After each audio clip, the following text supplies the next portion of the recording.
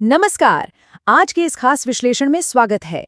देखिए, टेट अनिवार्यता और सजल देव केस, ये एक ऐसा मुद्दा है जिस पर न जाने कितनों की निगाहें टिकी हुई थी और आज फाइनली सुप्रीम कोर्ट से वो बहुप्रतीक्षित अपडेट आ ही गया है जिसका हम सभी को बेसब्री से इंतजार था। बिना किसी लाग लपेट या भटकाव के सीधा मुद्दे पर आते हैं और समझते हैं कि आज कोर्ट रूम के अंदर असल में हुआ क्या। तो चलिए सीधा इसकी गहराई में चलते हैं। आज दिन भर शिक्षक उम्मीदवारों के मन में बस एक ही सवाल घूम रहा था कि आखिर सुप्रीम कोर्ट के उन बंद दरवाजों के पीछे आज क्या घटा। ये वो सवाल है जिसने सच में रातों की नींद उड़ा रखी थी। खैर, अब ये अनिश्चितता खत्म हो गई है क्योंकि कोर्ट से एक बहुत ही क्रूशियल लीगल अपडेट सामने आया है जो इस पूरे मामले की आगे की दिशा तय करने वाला है। अब इस पूरे मामले के जो बिल्कुल बेसिक फैक्ट्स हैं उन पर एक नज़र डाल लेते हैं।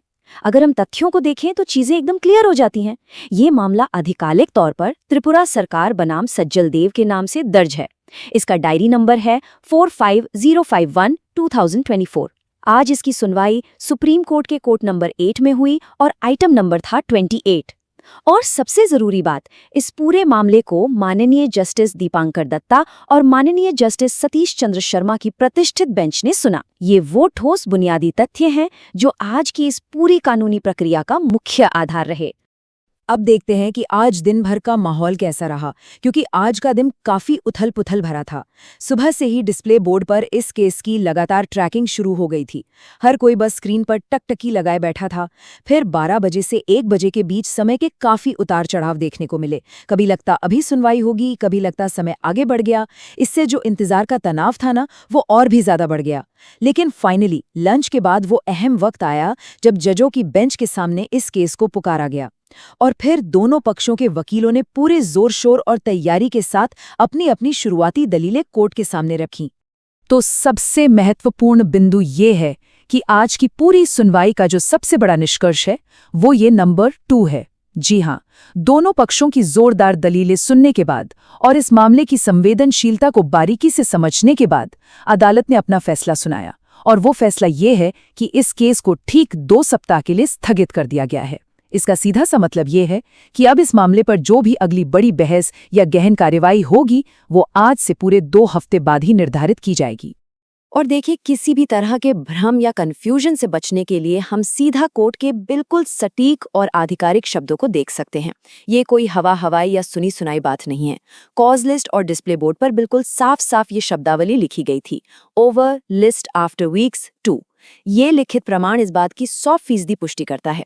तो दिन भर जो एक घबराहट थी ना कि क्या हुआ कैसे हुआ, ये ऑफिशियल टेक्स्ट उस घबराहट को शांत करने के लिए काफी है। 2 सप्ताह का जो समय है वो अब पूरी तरह से ऑफिशियल है और कोर्ट के रिकॉर्ड में दर्ज हो चुका है। और ये बहुत ही शानदार तरीके से दर्शाता है कि कैसे 2 बिल्कुल अलग अलग कानूनी प्रक्रियाओं के बीच एक बहुत बड़ा अंतर मौजूद है।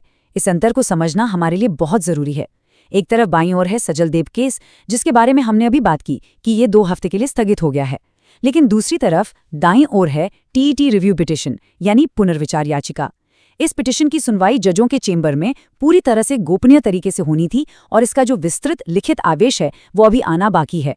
इन दोनों मामलों को आपस में मिक्स करने की गलती बिल्कुल नहीं करनी चाहिए, क्योंकि ये दोनों इस वक्त बिल्कुल अलग अलग ट्रैक पर चल रहे हैं। अच्छा, अब यहाँ एक बहुत ही जरूरी लीगल टर्म को आसान भाषा में डिकोड कर लेते हैं। ये शब्द है स्थगन, जिसे हम अंग्रेजी में एडजॉर्नमेंट कहते हैं। देखिए, सुप्रीम कोर्ट के मामलों में किसी केस को 2 या 3 हफ्ते के लिए टाल देना कोई हार या कानूनी झटका नहीं होता है।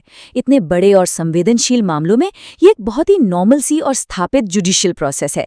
इसका सीधा सा मतलब बस इतना है कि दोनों पक्षों को अपने अपने तर्कों, दस्तावेजों और लीगल तैयारियों को और भी ज्यादा मजबूत करने का एक उचित मौका दिया गया है।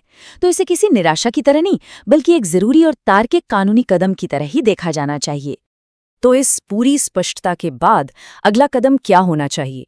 यहाँ 3 बहुत ही प्रैक्टिकल बातें हैं जिन्हें ध्यान में रखना चाहिए। पहला, हमें सुप्रीम कोर्ट के ऑफिशियल वेबसाइट पर विस्तृत डेली ऑर्डर के अपलोड होने का थोड़ा धैर्य के साथ इंतजार करना चाहिए। दूसरा, जैसे ही वो रिटन ऑर्डर वेबसाइट पर आ जाएगा, हम इस पूरे मामले का एक बहुत ही डीप एनालिसिस लेकर आएंगे ताकि हर एक लीगल पॉइंट एकदम शीशे की तरह साफ हो जाए। और तीसरा, जो सच में सबसे ज्यादा जरूरी है, वो ये कि सोशल मीडिया ग्रुप्स में जो भ्रामक जानकारियां और अफवाहें फैलती हैं, उनसे पूरी तरह बचकर रहना है। हमेशा सिर्फ और सिर्फ ऑथेंटिक लीगल अपडेट्स पर ही भरोसा किया जाना चाहिए। अंत में एक बहुत ही दिलचस्प सवाल उठता है जो इस पूरी कहानी के अगले चैप्टर की तरफ इशारा कर रहा है। जब वो विस्तृत आदेश वेबसाइट पर आएगा तो क्या उसमें इस केस के लिए कोई नई दिशा होगी?